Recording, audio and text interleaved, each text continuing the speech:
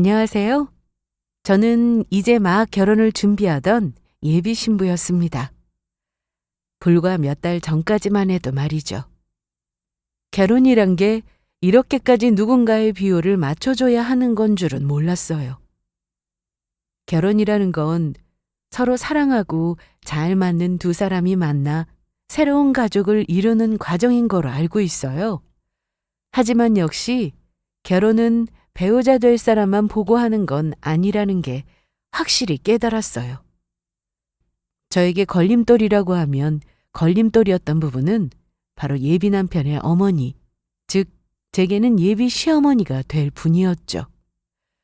첫인상부터 물질적인 부분에 민감하고 다른 사람과 비교하는 걸 좋아하시는 분이란 건 익히 알고 있었어요. 속으로 이런 분이 시어머니가 된다면 힘들겠구나 하는 생각도 스쳐갔지만 그 생각이 결국 이런 결과를 맞이해버렸네요. 원만하게 조율하여 결정된 저희의 반반 결혼도 결국엔 욕심 많은 예비 시어머니 때문에 모든 게 파토나버리고 말았습니다. 오늘 들려드릴 이야기는 예비 시어머니를 보며 깨달은 저의 교훈에 대해 들려드리고자 합니다. 결혼을 준비하다 보면 커플마다 겪는 크고 작은 갈등이 생기곤 하잖아요. 하지만 그런 갈등의 대부분은 둘 사이가 아니라 외부에서 오는 경우도 많다는 걸 느꼈어요. 특히나 가족 문제는 빠지질 않더라고요. 친구 중에도 연애 때는 멀쩡하다가 결혼 앞두고 싸우고 헤어진 경우가 정말 많았어요. 저희는 그들과는 좀 다르다고 생각했거든요. 저와 남자친구는 워낙 성격이 잘 맞았고 소통도 원활했고 딱히 크게 다툴 이유가 없었어요. 근데 드라마에서 나오는 장면들은 정말 말 그대로 드라마이기 때문에 가능한 설정일이라 생각했었는데 막상 그런 일을 제가 겪어보니 드라마 작가들도 현실에서 아이디어를 얻는 거구나 싶은 생각이 들었습니다. 특히 결혼이 어그러지는 데에는 분명한 이유가 있어요. 저 같은 경우에 가장 큰 이유는 앞에서도 말씀드렸다시피 예비 시어머니 때문이었어요. 처음 예비 시어머니를 뵌 날은 별다른 약속이 있었던 것도 아니고 그냥 가벼운 저녁 식사 자리 정도였어요. 인사 겸 남자친구네 집에 들러 얼굴 뵙자는 자리였는데 문 열고 저를 맞아주시는 순간부터 뭐랄까 분위기 같은 게 느껴졌달까요?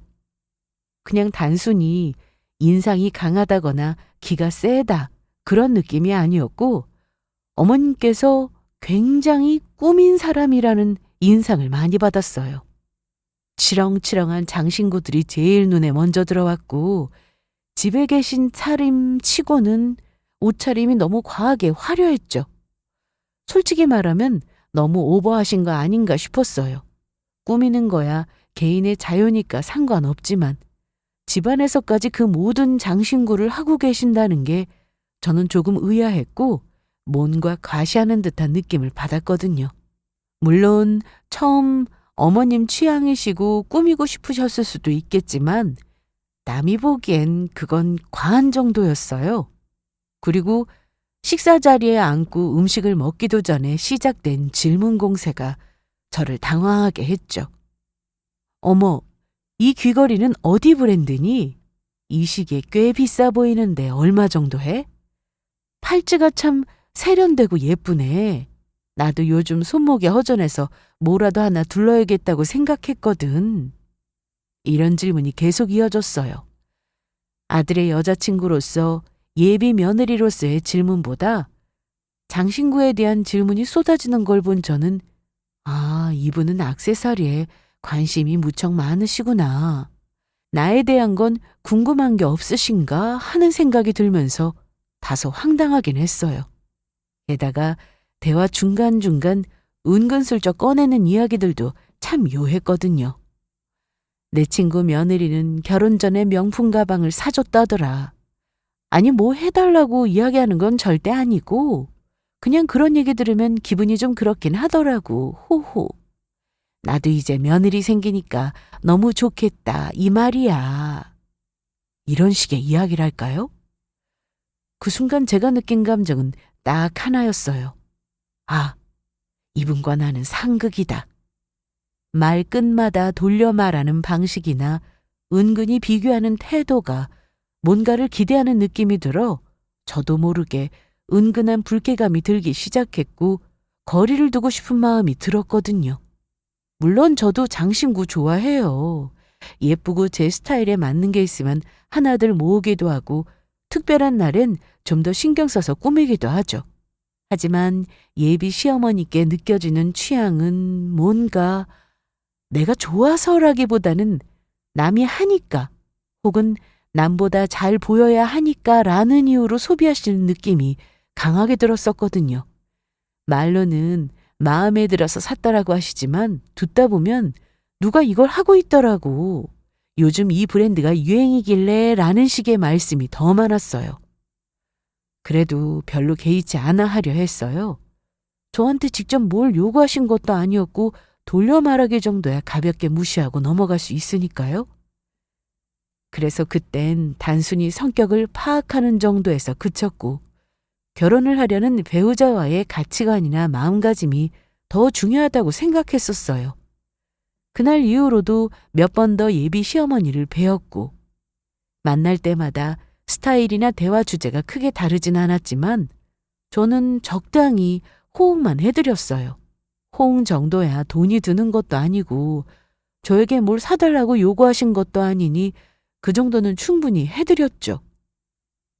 예비 남편도 본인의 엄마가 유별난 성격인 걸 알고 있다며 혹시나 뭐라고 해도 우리 사이만 잘 유지하면 된다고, 혹시 부담스러운 일이 생기면 자기가 나서서 조율하겠다고 말해주더라고요. 그 말에 저는 당연히 마음을 놓았죠. 하지만 저는 어머님을 뵐수록 점점 더 불편해지기 시작했어요. 말로는 너희가 알아서 해라며 물러나는 척 하시는데 행동은 전혀 말과 다르셨거든요.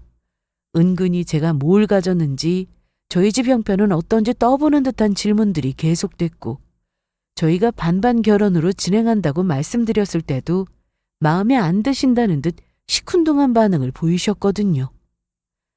반반 결혼 이야기가 나온 건 정말 서로 합의해서 나온 결론이었어요. 남편은 연애 당시 모아놓은 결혼 자금이 자신이 준비해두고 싶은 목표치에 한참 못 미친다는 이야기를 해주었어요. 그 이야기를 조심스레 저에게 이야기를 해주었을 때 결혼 비용에 대한 부담과 걱정을 많이 하고 있는 듯 보였죠.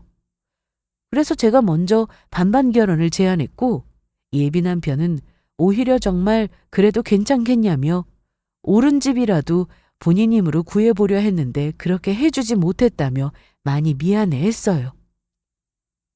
저는 다행히 친가 쪽 지원이 넉넉했던 터라 재정적인 어려움 없이 자랐어요. 남편처럼 대학을 졸업함과 동시에 학자금 대출을 갚을 필요도 없었고 취업을 해서 자취를 하는 동안에도 부모님께서 자취방을 마련해 주셨고 생활비를 지원해 주셨던 탓에 사회초년생 때부터 다른 돈 나갈 데 없이 돈을 잘 모아올 수 있었거든요. 그래서 저는 오히려 제가 더 결혼 비용을 부담해도 상관없다는 생각이었거든요. 하지만 남자친구의 자책하는 모습과 위축되어 있는 모습을 보면서 너무 돈을 과시해도 좋을 건 없겠다고 생각이 들었고, 그래서 그럼 형편에 맞게 서로가 되는 재정 한도 내에서 반반 결혼을 진행하기로 했었던 거였어요. 그래서 예식장 계약부터 신혼집 가정까지 함께 상의해서 적당한 가격대를 골랐고 어느 하나 누군가의 요구대로 일방적으로 진행된 건 없었어요. 대신 저는 제 개인적인 비용으로 조금 더 좋은 혼수, 조금 더 품질 좋은 가구와 전자제품을 준비해두고 싶었어요. 반반 결혼인데 왜 비용을 더 내느냐고 이야기 나와도 제가 좋아서 한 일이라고 이야기할 생각이었어요. 하지만 이러한 결혼 준비 과정이 피곤하다고 느끼기 시작한 건 사적으로 예비 시어머니를 뵌 그날 이후부터였어요. 지나가는 길에 제가 사는 동네를 지나고 있다며 시간 나면 잠깐 차 한잔 하자는 연락이셨죠? 근처 카페에서 어머님을 뵀는데 마실 것을 주문하고 자리에 앉자마자 예비 시어머니께서 정말 뜬금없이 제게 종이 쪽지를 하나 툭 하고 내미시는 거예요. 저는 이게 무슨 종이인가 살펴보고 있는데 어머님이 먼저 이야기를 꺼내셨어요. 내가 너희 결혼에 대해서 생각도 좀 해보고 주변 사람들한테도 이것저것 많이 물어봤거든? 근데 아무리 반반이라도 혼수는 받아야겠다. 결혼도 처음 하는 애들이 뭘 얼마나 알겠니? 준비해야 할 게 얼마나 많은데. 이건 그냥 엄마로서 알려주는 거야. 좋은 마음으로. 그래서 내가 너희를 위해서 필수적인 것들만 추려서 적어놨어. 사치스러운 것도 아니고 다 필요한 것들이야. 너희 집에 있으면 두루두루 잘 쓸 것들이니까 한번 봐봐. 필수 혼수요? 어머님, 저도 결혼 준비하면서 인터넷도 많이 보고 체크리스트 같은 것도 다 정리해 놨거든요. 근데 여기 전신 안마기는 왜 있는 거예요? 돌침대도 적혀 있네요?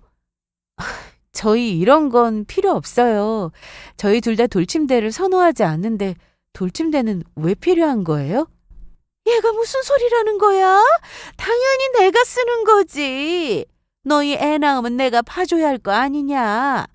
그래서 내가 너희 집에서 지낼 수도 있으니까 내 침대 정도는 하나 마련해 둬야지. 그리고 주변에서 돌침대가 허리에도 좋고 보온도 잘 되고 아주 좋다고들 하더라고. 나중에 너희 육아에 도움되려면 미리 갖춰두는 게 당연한 거야.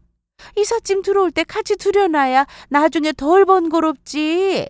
그리고 안마기도 내가 하루 종일 너희 애기 보다가 피곤할 때 한 번씩 써보면 좋잖아. 어머님, 혼수는 제가 알기론 말 그대로 혼인에 필요한 물품을 뜻하는 거로 알고 있거든요. 결혼 당사자들이 필요한 걸 준비하는 거지 어머님께서 쓰실 물품을 포함하는 건 좀 아닌 것 같은 생각이 드는데요. 그리고 아직 있지도 않은 애를 위해서 돌침대나 안마기를 말씀하시는 건 너무 앞서 나가신 것 같아요. 그 외에도 필수사항이 아닌 것들이 제법 많아요, 어머님. 얘가 말을 참 서운하게 하네. 내가 무슨 큰 욕심 부린 것도 아니고 시어머니 될 사람한테 이 정도도 못 해준다는 거야? 남들 다 하는 거니까 말해본 건데 무슨 싸우자는 것도 아니고 대단한 걸 적은 것도 아닌데 그냥 이것저것 필요한 것들 적어서 너희들 쓰고 덜어준 건데 너무 날카롭게 받아들이는 거 아니냐? 시집 올 사람이 좀 야무지게 준비해서 오면 얼마나 보기 좋니? 안 그래?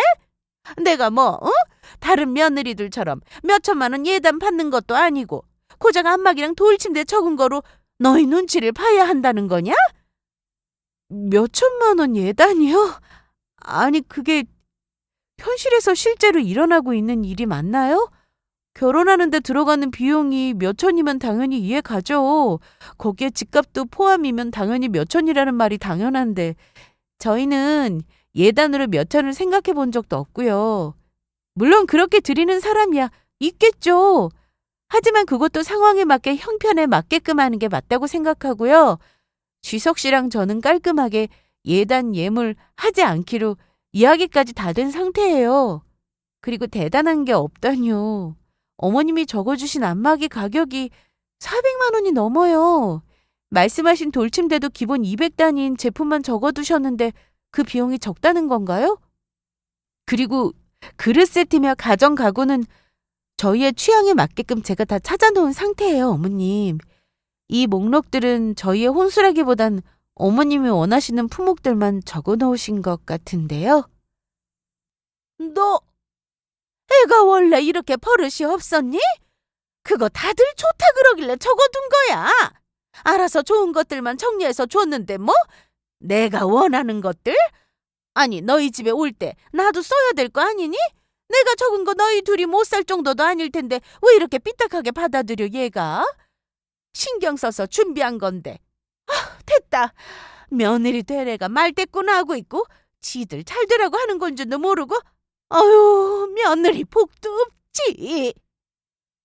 혼수는 저희 필요에 맞춰서 제가 잘 준비하겠습니다. 어머님께서 정리해 주신 리스트는 참고하겠지만 솔직히 말해 대부분은 불필요한 것 같아요. 결혼은 저희 둘의 생활을 시작하는 거니까 저희가 알아서 하겠습니다. 저희 결혼에 꼭 필요하지 않는 물건들이라면 굳이 구매할 필요가 없을 것 같아요. 정성 들여 써주신 건 감사하게 생각하겠습니다. 저도 하나하나 비교해보면서 오래 쓸 수 있고 좋은 것들로 준비할 생각이니까 신경 안 쓰셔도 돼요. 기껏 시간 들여서 정리해줬더니 불필요해? 반반이라도 혼수는 원래 며느리 쪽에서 다 해오는 거야. 어디 뭐 얼마나 야무지게 해오나 보자 그래. 시험이 될 사람한테 선물 하나도 줄 생각 없으면서. 나원, 나 먼저 일어나마. 어머님과의 대화는 처음부터 끝까지 고구마를 먹은 듯한 기분이 들었어요. 그 쪽지엔 저희 혼수와는 전혀 상관없는 어머님이 원하시는 목록들로만 가득 적혀 있었어요. 안마기, 돌침대 외에도 세탁기와 같은 일반적인 가전부터 시작해서 침구 세트, 주방도구 풀세트, 심지어 명품 가방 한 개는 왜 적혀 있는지 모르겠더라고요. 그건 일부러 언급을 안 했어요. 너무 노골적인 어머님의 요구를 상대해주기 싫었거든요. 저희의 반반 결혼의 핵심과는 다르게 예비 시어머님은 자신이 원하는 것들을 혼수라는 말로 포장해 놓으신 것 같았어요. 그 자리에서 불쾌감이 드러나지 않을 수가 없었죠. 저도 솔직히 시어머님 되실 분께 따지고 들면 안 되는 거긴 한데 너무 어처구니 없는 상황이라 제어가 안 됐던 것도 사실이에요. 하지만 그래도 이성 붙잡으며 최대한 무례되지 않는 선에서 제 할 말 하려고 무지 노력했거든요. 어머님은 쪽지를 획 던지시듯 내팽개 치시고는 자리에서 일어나 집으로 가셨어요. 저도 자리에서 일어나 집으로 향했죠. 던져놓고 가신 쪽지를 함께 들고요.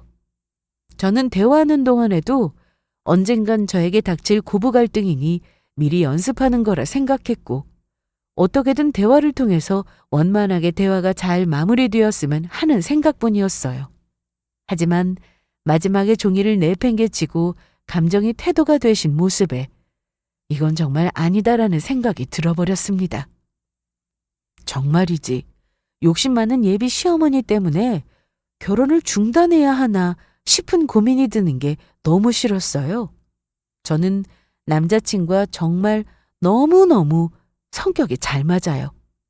저라는 사람을 누구보다 잘 이해해주고 함께 있으면 정말 앞으로의 인생이 너무 즐거울 것 같은 그런 사람이에요.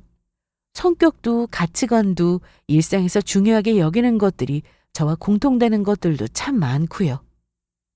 나와 꼭 맞는 배필을 찾는다는 게 얼마나 어려운 일인지 연애를 몇 번 해보면 금세 깨닫게 되잖아요. 사람의 조건을 일일이 다 맞춰가면서 외적인 부분은 물론이고 내면까지 조화롭게 맞는 사람을 만난다는 건 정말이지 하늘의 별 따기예요. 나이가 들수록 그건 더 뼈저리게 느껴지는 부분이고요. 지금의 남자친구는 정말 저에게 너무나도 귀한 사람이라 생각했어요. 그래서인지 예비 시어머님의 성격이나 가치관을 마주할 때마다 마음은 복잡해도 감당해보자. 사람이 다 완벽할 순 없지. 결혼하고 나서 어머님과 적당한 거리를 두게 되면 오히려 나아질지도 몰라.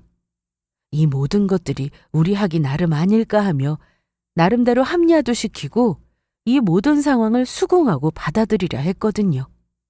그래서 저는 제 나름대로 최선을 다해 결혼식도 준비하고 결혼, 즉 앞으로 부부로서의 날들과 그 여정에 대한 마음가짐도 놓치지 않으려고 노력했어요. 그런데 이런 식으로 쪽지를 건네며 요구를 하는 그 태도에 더 이상 결혼을 이어가야 할 이유가 있을까 하는 회의감이 밀려들었어요. 그날 이후 저는 깊은 고민에 빠졌고 결국 결혼 자체를 다시 생각하게 돼버렸어요. 남자친구에게 어머님이 나에게 이런 요구를 하셨다는 이야기를 꺼내야겠다는 생각은 계속 들었어요. 그런데 막상 입이 쉽게 떨어지질 않더라고요. 어떻게 말을 꺼내야 할까? 이 이야기를 내뱉는 순간 이 결혼이 틀어질 거라는 걸 암시하는 대화가 될 텐데 이야기를 꺼내야 하지만 막상 하려니 엄두가 안 나는 그런 기분이었어요. 그렇게 혼자 머리 아픈 시간을 보내던 중 뜻밖의 전화가 걸려왔어요. 바로 예비 시모에게서요. 뵌지 몇 시간도 안 지났는데 무슨 일이실까? 문득 핸드폰 화면에 예비 시어머니라는 이름이 떠 있는 걸 보자 기분이 더 우울해졌어요. 설마 또 뭔가 요구하시는 건 아니겠지? 여러 생각이 들었지만 전화를 안 받을 수도 없는 노릇이라 일단 받았어요. 들려오는 어머님의 목소리는 여전히 대차고 당당했어요. 역시 눈치 보거나 조심스러운 분위기는 없었고요. 어머님은 제게 그 돌침대 있잖니. 지금 세일하더라. 정가보다 훨씬 싸게 나온 게 있어서 내가 링크 보내줄 테니까 그걸로 얼른 주문해. 이런 거는 타이밍이 중요하다 얘. 지금 안 사두고 나중에 다시 필요하다고 했을 때 가격 올라 있으면 얼마나 아깝겠어? 말 그대로 기가 막히고 어이가 없었어요. 제가 돌침대는 불필요하다고 분명 설명해 드렸는데도 제 얘기를 단 한마디도 마음에 담지 않으신 모양이었어요. 분명히 예비 부부인 저희 둘에게 필요한 물건을 위주로 준비하겠다고 말씀드렸고 돌침대가 왜 필요한 건지 모르겠다고도 했는데 아무 의미가 없었어요. 저는 그냥 벽과 이야기했던 거였어요. 제 이야기는 그냥 듣는 둥 마는 둥 본인의 논리만 계속 밀어붙이시는 그 태도에 저는 결국 한계에 맞닥뜨렸죠. 그 순간은 정말 말이 아니라 감정이 먼저 올라오더라고요. 화를 누르고 또 눌렀는데 그 전화 한 통에 터져버리고 말았어요. 그래서 저는 어머님, 제가 필요하지 않다고 말씀드렸을 텐데요. 저희는 그런 가구 안 씁니다. 혼수는 저희가 알아서 할게요. 라는 말을 마치고 저는 더는 듣고 싶지 않아 전화를 휙 끊어버렸어요. 예의 없는 행동이라는 걸 저도 알아요. 하지만 너무 억울하고 화가 나서 차분하게 대화하는 것조차 감정 낭비 같았어요.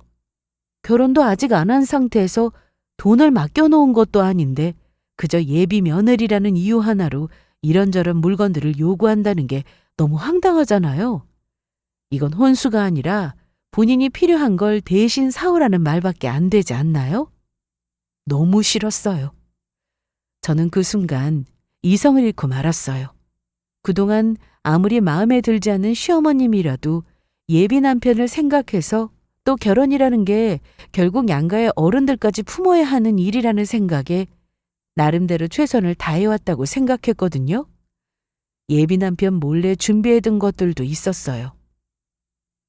그 사람 생일에 맞춰 작은 서프라이즈로 선물해 주려고 남편 취향을 고려해서 맞춤 제작한 상품도 있고 정말 애정을 쏟아부어 준비한 것들이었어요. 그리고 가장 큰 선물은 바로 양가 부모님 해외여행 항공권이었어요. 평생 고생만 하신 부모님께 작은 효도라도 하고 싶어서 또 시부모님께도 좋은 인상 드릴 수 있길 바라는 마음에서 제 개인적으로 준비해온 선물이었어요. 하지만 다 부질없는 행동이었어요. 전화기 너머로 들리던 그 뻔뻔한 요구들, 아무리 거절해도 전혀 통하지 않던 태도, 그리고 마치 며느리라면 당연히 해야 한다라는 식의 말투. 저는 고개를 절레절레 저어버렸습니다. 그래서 결국 제가 홀로 준비해왔던 그 모든 것들을 단 하나도 남기지 않고 모조리 다 취소해버렸어요. 항공권, 가구, 소품, 계약금 걸어놨던 물건까지 전부요. 살 때 그렇게 고민하고 또 고민하며 골랐던 것들인데 취소는 이렇게 쉽게 되네요. 한편으론 이렇게 하지 않으면 계속 끌려가게 될 것 같았어요. 주문 제작한 건 취소가 안 돼서 돈을 날리게 돼버렸지만 어머님께 벗어날 수만 있다면 그 돈은 전혀 아깝지 않았어요. 그동안 왜 그렇게까지 애를 썼는지 너무 허무하다는 생각만 들더라고요. 도대체 왜 저 사람에게 그런 대접을 받으면서도 나는 계속 잘하려고 했던 걸까?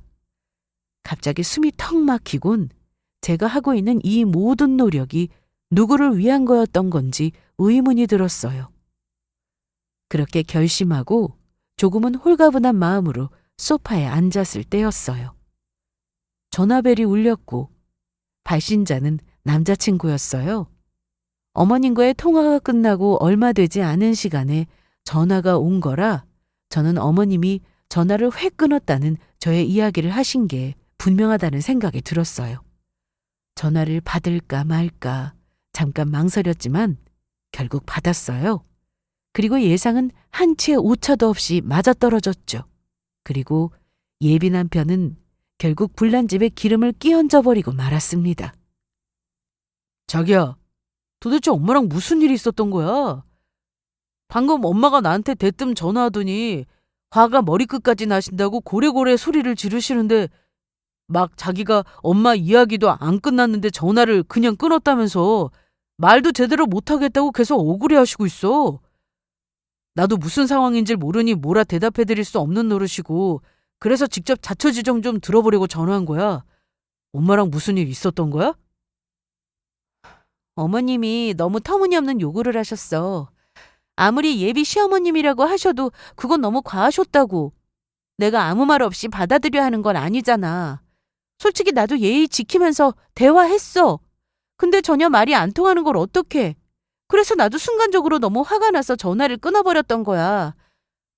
나도 지금껏 참는다고 노력했는데 더는 못 참겠더라고. 아니, 엄마한테서 들어보니까 엄마는 그냥 필요한 혼수 물품이 할인 판매 중이라고 알려준 것밖에 없다고 하시던데? 물론 혼수 물품은 우리가 의논해서 결정하는 거긴 한데 엄마가 딴에는 좋은 정보 알려주고 전화하신 건데 그렇게 전화를 확 끊어버리면 어른으로서도 당연히 상처받지. 엄마도 서운해서 그러신 거고 시어머니 되실 분인데 예의는 지켜야 하지 않겠어? 결혼할 사이라면 이런 일도 원만하게 풀어가야 하는 거고 엄마도 다 우리 생각해서 이야기해 준 거라는데 자기가 너무 예민하게 받아들인 건 아닌가 싶은데? 지금 내 얘기는 하나도 듣지 않은 채 어머님 말씀만 듣고 판단하는 거야? 정말 그 상황에서 어떤 말들이 오갔는지 어떤 태도였는지 알고는 있어? 나는 충분히 이야기했고 정중하게 내 의견도 말씀드렸어.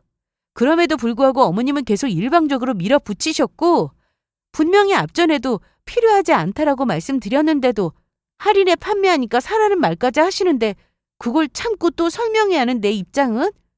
어머님한테서 들은 게 그게 끝이야? 다른 디테일한 상황까지는 못 들었지. 근데 앞전에 무슨 일이 있었든 간에 아무리 그래도 어른이 얘기하고 있는데 전화를 끊는 건 예의가 아니지. 상대가 기분 나쁘게 받아들일 수 있는 행동은 피해야 했던 거고 혹시라도 오해했을 수도 있는 건데 그런 상황일수록 더 신중했어야지. 엄마가 지금 기분이 많이 상해 있으셔. 우리 결혼할 사이고 앞으로 계속 배워야 할 가족인데 자기가 먼저 사과드리는 게 맞을 것 같아. 나도 자기가 그렇게 해줬으면 좋겠고. 뭐라고? 내가 어머니께 사과를 드리라고? 단지 전화를 먼저 끊었다는 이유로 지금까지 있었던 일은 알려고 하지도 않고 일방적인 내 문제라고 생각하는 거야? 어머님이 어떤 태도로 말씀하셨는지 내가 얼마나 불쾌하게 들렸는지는 생각도 안 하는 거야? 그저 전화를 끊었다는 이유 하나만으로 내가 사과부터 해야 한다는 게 그토록 지금껏 누누이 말한 자기가 알아서 잘 해결하겠다는 합리적인 중재야? 자기야, 분명 오해가 있었던 거잖아. 그 상황에서 그렇게 전화를 끊어버리면 오해는 더 커질 수밖에 없지. 말이 안 통하더라도 듣는 척이라도 했으면 훨씬 좋았을 거 아니야. 엄마도 나름 걱정돼서 그러신 거고 자기도 잘 알잖아. 엄마 성격. 그냥 예민하게 굴지 말고 좋게 넘기면 안 될까? 우리 둘 사이까지 이렇게 문제 생겨버리는 건 나도 원치 않아. 됐어. 진짜 내가 너랑 무슨 말을 하고 있니? 진짜 너는 좀 다를 줄 알았는데 중간에서 균형 잡아줄 줄 알고 상황을 객관적으로 볼 것처럼 하더니 결국 너도 어머님 말씀만 듣고 내가 전화를 끊었다는 이유 하나로 모든 잘못을 덮어씌우고 있는 거잖아. 알겠어. 어른께 예의를 갖춰야지. 근데 우리 이 결혼은 여기서 그만하는 거로 하자. 나 더는 못 참겠어. 지금 사놓은 혼수품들 다 취소할 거고 예식장도 취소할 거니까 그렇게 알고 있어. 진짜 남자친구한테서 그런 이야기를 듣게 될 줄은 꿈에도 몰랐어요. 늘 저를 이해해주고 대화가 통하고 배려심 깊은 사람이라고 생각했거든요. 그런 그가 제 말은 들으려 하지도 않고 어머님의 입장만 받아들여서 어른한테 예의가 없다. 네가 먼저 사과하는 게 맞다라는 말을 하는데 정말 머리를 한 대 얻어맞은 기분이었어요. 팔은 안으로 굽는다는 말 진짜 소름 돋더라고요. 제가 전화를 끄는 행동이 무례하다고요? 그러면 어머님이 제 의견 무시하고 제가 결혼해서 살아갈 집에 자기 물건을 채워 넣으려던 행동은 그건 뭐 무례가 아닌가요? 정말 너무 억울했어요. 좋은 사람이라고 믿었고 중간 역할을 정말 잘 해낼 줄 알았는데 실망도 이런 실망이 없었죠. 예비 시어머니와 갈등이 있어도 그가 현명하게 중재해 줄 거라 기대했거든요. 남편이 중간 역할 못하면 분명 시댁이랑 트러블이 생길 테고 결국 그게 부부싸움으로 번지게 되는 거잖아요. 그런 일이 없게끔 처신을 잘해야 하는데 제가 만약 이 결혼을 그대로 밀고 갔다면 결국 풀리지 않은 고부 갈등을 겪으며 매번 부부싸움을 하며 감정 소모를 해야 된다는 말이잖아요. 그 순간 딱 느꼈죠. 아무리 옆에 남편이 있어도 완전히 제 편은 없겠구나 하고요. 그 어떤 말보다 그 사람이 먼저 사과했으면 좋겠다고 말하는 순간 제 마음은 완전히 돌아서 버렸어요. 이건 결혼 전에 알게 된 축복이라고 생각했어요. 그래서 저는 이미 취소한 것들 내역 어머님 댁으로 보내드릴 생각이었어요. 그리고 아주 당당하게 파혼을 통보하는 거죠. 제가 준비하고 있던 혼수는 어머님이 요구했던 것들보다 훨씬 고가이고 훨씬 좋은 제품들이었어요. 가장 기본적인 냉장고, TV, 소파, 식탁 같은 건 이미 예비 남편과 엑셀로 정리해서 브랜드부터 예상 금액까지 다 맞춰놓은 상태였고 그 외에 반반 결혼 예산으로는 조금 부담되는 것들 있잖아요. 그런 건 제가 혼자 사비를 들여서 사기로 한 것들이었어요. 스타일러, 비임 프로젝트, 안방용 이동식 TV, 식기세척기, 신발 관리기 등 없어도 살 수는 있지만 있으면 확실히 편한 것들이요. 그리고 남자친구에게 주는 결혼 선물은 남자친구가 뭐 게임 중독 수준으로 게임 광인은 아니지만 취미처럼 가끔 게임을 하면서 스트레스 푸는 모습 보며 결혼 선물 겸 생일 선물 겸 게임용 모니터 하나 사주고 싶었거든요. 보통 남자들의 로망이잖아요.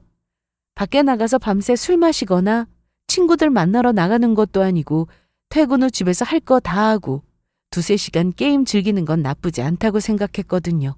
또 그의 취미를 존중해주고 싶기도 했고요. 그래서 그걸 조금 더 기분 좋게 즐기길 바라는 마음으로 성능 좋은 모니터를 제가 직접 고르고 주문해뒀죠. 그리고 침대는 제가 꼭 사고 싶었던 모션 베드를 사려고 했어요. 등받이를 세울 수 있는 구조라 책도 보고 영화도 보기 좋고 무엇보다 제 몸에 맞는 침대가 필요했거든요. 그건 저 혼자 감당할 비용이었고 예비 남편에게도 침대만큼은 가격이 좀 나가도 원하는 걸 사고 싶다고 그 비용은 제가 부담하겠다고까지 이야기를 했었어요. 예비 남편도 알겠다고 했고요. 사실 당연한 거죠. 자기 돈 안 들이고 더 좋은 침대가 들어오는 거니까요. 그 침대 하나에만 500만 원 넘게 들었어요. 위에 나열한 물건들 비용을 다 합치면 1000만 원은 훌쩍 넘는 수준이고요. 거기다가 양가 부모님께 드릴 해외여행 항공권, 숙박까지. 나라가 정해지면 맞춰서 가이드, 차량까지 다 알아볼 생각이었어요. 그게 다 저는 진심에서 우러나온 마음이었거든요. 예비 시댁에도 이쁨 받을 수 있을 것이고 그동안 저희 키우시느라 고생 많으셨을 양가 부모님께 결혼이라는 계기를 통해 작은 효도라도 하고 싶었던 거였어요. 사실 제가 모아둔 돈도 있었지만 저희 부모님이 저한테 따로 결혼 축하금으로 지원해 주신 돈도 제법 있었어요. 집도 보태주시고 결혼식 준비까지 채워주셨죠. 처음엔 그 돈을 그냥 저축해둘까도 싶었지만 이왕이면 살림에 보탬이 되셨으면 하는 마음으로 주신 거니까 그냥 용도에 맞게 쓰자 생각이 들었어요. 그런데 이 모든 상황도 모르면서 저를 탓하고 예의 없다고 몰아가는 사람과 결혼할 뻔했더라고요. 제가 이렇게 준비하고 있다는 걸 예비 남편이 사전에 알았으면 오히려 미안해하고 많이 의기소침해 있었을 거예요. 자기는 저만큼 할 수 없는 상황이니까요. 하지만 저는 그걸 따지려고 하거나 부를 과시하려던 게 아니에요. 정말 저희 살림에 생활에 보탬이 되었으면 하는 마음으로 구매했던 것들이었어요. 하지만 예비 남편의 행동 대처에 저는 그만 정이 확 떨어져 버리고 말았죠. 이 결정을 후회하진 않을 것 같아요. 이 모든 것들을 다른 신혼가구 들어오는 날짜에 맞춰 드리려고 일정을 잡아놓은 상태인데 취소할 수 있어서 정말 다행이었어요. 저는 마음을 정리한 뒤 지금껏 제가 준비해왔던 혼수 내역들을 엑셀로 정리했고 제품별 금액과 브랜드, 구매 시기까지 전부 빠짐없이 기록했어요. 생각보다 많은 금액이 정리되어 있었고 한 줄 한 줄 볼 때마다 어이없는 한숨이 절로 나왔어요. 정말 이걸 다 내 돈으로, 내 마음으로 내가 좋아서 준비했던 거였는데 누구 좋으라고 이런 짓을 했는지 스스로 쓸데없는 짓이 없다는 생각도 들고 지금은 이 모든 노력이 의미 없다는 생각밖에 들지 않았어요. 출력된 내용을 정리해 놓고 어머님이 제게 직접 건넸던 그 종이 쪽지, 그 필수 혼수라고 하시며 내미셨던 돌침대부터 시작해 본인이 원하시는 것들이 잔뜩 적혀 있던 그 얄미운 목록도 함께 넣었어요. 그리고 제가 직접 쓴 편지도 함께 동봉했어요. 그 편지는 제가 이 결혼을 어떻게 바라봤고 왜 여기서 멈춰야겠다고 결심했는지를 담은 마지막 인사와 파혼 통보였어요. 편지에는 이런 내용을 담아 적었어요. 안녕하세요, 어머님. 저 여진이에요. 며칠 전 어머님께서 건네주신 혼수 목록 다시 한번 잘 읽어봤습니다. 그리고 그 목록에 담고 있던 어머님의 기대 역시 충분히 느낄 수 있었어요. 하지만 저는 그 기대를 더는 감당할 수 없을 것 같아 이렇게 편지를 드립니다. 어머님께 저는 분명 말씀드렸던 것 같아요. 저희 결혼에 꼭 필요하지 않은 물건들이라면 구매하지 않겠다고요. 그럼에도 불구하고 돌침대 이야기를 또 꺼내시고 할인 판매 중이니 사야 한다는 식의 연락을 받으며 저는 이건 정말 아니라는 생각이 들었습니다. 반반 결혼이란 약속 아래 저는 오히려 제 목 이상으로 많은 것들을 준비하고 있었습니다. 지석 씨에게도 알리지 않은 채 제 돈을 들여 저희 둘의 생활에 실질적으로 도움이 될 것들을 하나하나 마련해 두고 있었어요. 그 안에는 지석 씨에게 주는 선물도 있었고 양가 부모님께 드릴 효도 선물도 포함돼 있었어요. 결혼식이라는 1시간짜리 행사보다 저는 함께 살아가는 삶에 집중하고 싶었습니다. 좋은 아내, 좋은 며느리가 되고 싶었고 그래서 누구보다 조심스럽고 정성스럽게 준비했었습니다. 그런데 아직 결혼도 하기 전에 물질적인 요구가 당연시되고 거절을 무시하고 또다시 반복되는 상황을 겪으며 저는 이 결혼이 저에게 후회로 남을 수 있다는 확신을 갖게 되었어요. 어머님께서 원하신 혼수 중 많은 것들이 사실은 제가 이미 더 좋은 것으로 준비해두었던 품목들이라는 점도 덧붙이고 싶습니다. 하지만 그 물건들이 아무 의미 없게 되어버린 이유는 결국 어머님의 아들 결혼을 이용한 지나친 욕심에서 일어난 결과이지 않나 하는 생각이 듭니다. 저는 어머님의 가족이 되지 않기로 했습니다. 저를 욕하셔도 좋고 손가락질 하셔도 괜찮습니다. 저는 이 결혼을 중단하겠습니다. 그리고 마지막으로 어머님께서 주신 쪽지 그 한 장이 제가 이 결혼을 포기하게 된 가장 결정적인 계기였다는 것을 꼭 전하고 싶습니다. 그럼 앞으로도 건강하시길 바라겠습니다. 편지는 그렇게 끝났어요. 저는 나름 모든 단어 하나하나 조심스럽고 신중하게 써내려갔어요. 예의는 지키되 제 진심과 분노가 제대로 전해지길 바랐거든요. 말로 전했더라면 분명 중간에 또 끊기거나 왜곡이 되었겠죠. 하지만 저는 이 방식으로 전하는 게 가장 명확하고 뚜렷하다고 생각했어요. 봉투 안에 엑셀 출력물과 영수증 사본, 혼수 내역 비교표, 어머님의 쪽지, 그리고 편지, 이 모든 것들이 제가 하고 싶었던 말을 대신하는 느낌이 들었어요. 그리고 곧바로 다음 날 아침 퀵으로 어머님 댁으로 보내버렸어요. 어머님께서 손으로 직접 이 봉투를 받아들고 열어보시길 바랐습니다. 그래야 제가 어떤 마음으로 결혼을 준비했는지, 그리고 왜 멈췄는지를 조금이라도 느끼시지 않을까 싶어요. 저는 정말 할 만큼 했다고 생각합니다. 저의 파운 선물을 받으신 어머님께서 바로 전화를 걸어오셨어요. 전화기 화면에 뜬 이름을 보자마자 바로 종료 버튼을 눌렀어요. 괜히 말씨름할 이유도 없고 그분 목소리를 듣는 것만으로도 스트레스를 받을 것 같았거든요. 이미 편지에 할 말은 다 써두었고 제 진심이든 오해든 그게 통할 사람이 아니란 것도 알게 되었으니까요. 그 시각 저는 부동산에 가는 길이었어요. 계약해뒀던 신혼집을 정리하기 위해서요. 대출 없이 전세로 들어갈 예정이었던 집이었는데 그 집 자금의 90%는 제 지분이었거든요. 자취방을 정리하면서 나온 보증금에 부모님께서 신혼집에 보태주신 돈이 따로 있었거든요. 그것까지 더해 마련했던 집이었어요. 취소한다고 해도 손해보는 일은 없었고 오히려 지금 상황에선 너무 다행이었어요. 어차피 이 결혼을 안 할 거라면 정리도 빠를수록 좋은 거잖아요. 그때였어요. 남자친구에게서 전화가 걸려오더라고요. 무슨 이야기인지 굳이 설명 듣지 않아도 알 수 있었어요. 등기를 보고 그 안에 적힌 편지와 목록들을 확인한 뒤 바로 저에게 연락한 걸 테니까요. 처음엔 무시할까 싶었지만 그래도 마지막 마무리는 짓고 가야 했기에 전화를 받을 수밖에 없었어요. 신혼집 계약도 제가 해지하러 가고 있다는 사실을 전해줄 필요가 있었거든요. 정말 긴장되는 순간이었어요. 저희는 지금껏 큰 트러블 하나 없이 진짜 무난하게 만나왔던 사이였는데 이젠 그 사람과 마지막 종지부를 찍어야 하는 대화를 해야 한다니 저도 모르게 숨을 한번 크게 들이마시게 되더라고요. 휴대전화 너머로 들려오는 그의 목소리는 혼란, 당황, 모든 감정이 뒤섞인 상태였어요. 여진아, 지금 어디야? 우리 잠깐만 만나자. 얼굴 보고 나랑 이야기 좀 해. 무슨 이야기? 집으로 온 서류 봉투 보고 나한테 연락한 거지? 어머님이 나한테 내밀었던 그 혼수 목록 봤어? 신혼집에 필요한 건 하나도 없고 온통 어머님이 필요한 것만 적혀 있던 그 혼수 목록.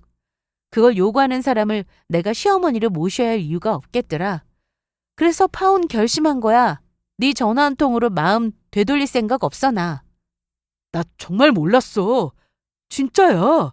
엄마가 그런 말도 안 되는 혼수품들 요구한 줄은 꿈에도 몰랐다고. 그리고 너 왜 나 몰래 그렇게 많은 것들을 준비하고 있었던 거야? 미안하게.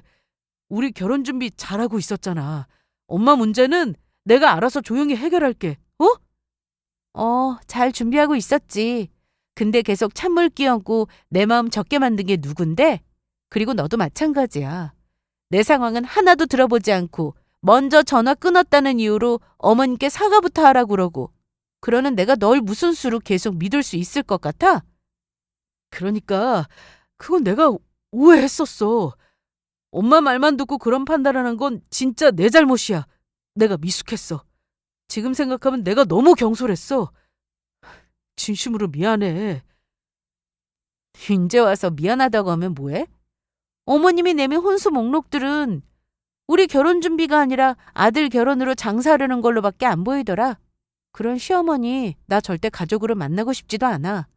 그런 집안엔 절대 시집 안 가. 우리 부모님 우리 형편 안 맞는 거 뻔히 아시면서도 내가 행복해하니 허락하신 결혼이야. 그런데 결혼도 전에 이렇게 노골적으로 물질을 요구하는 사람한텐 우리 부모님도 두 팔 걷고 반대하실 거야. 나 지금 신혼집 계약 해지하러 가는 길이야.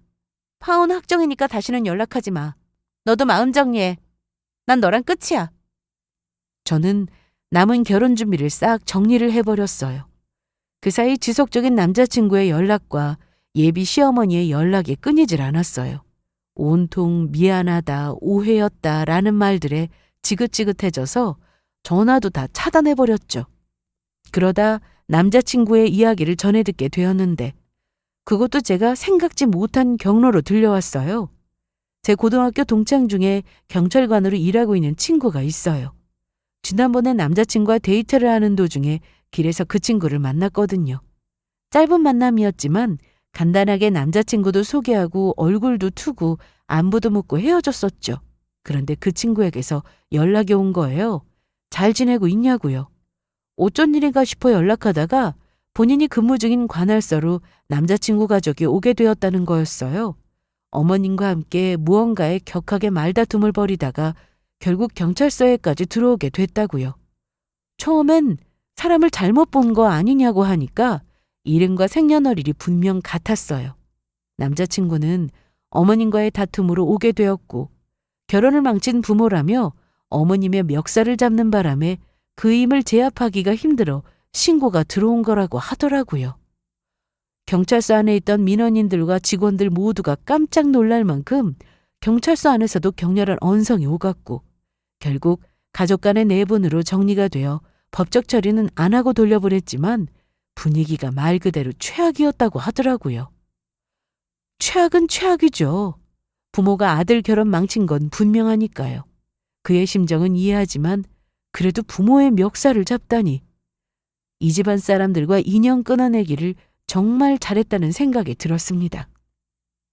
화가 난다고 사람 멱살을 잡다니. 그게 언젠가 제가 될 수도 있다는 말이잖아요. 정말 절로 고개가 절레절레 돌려지는 것 같습니다.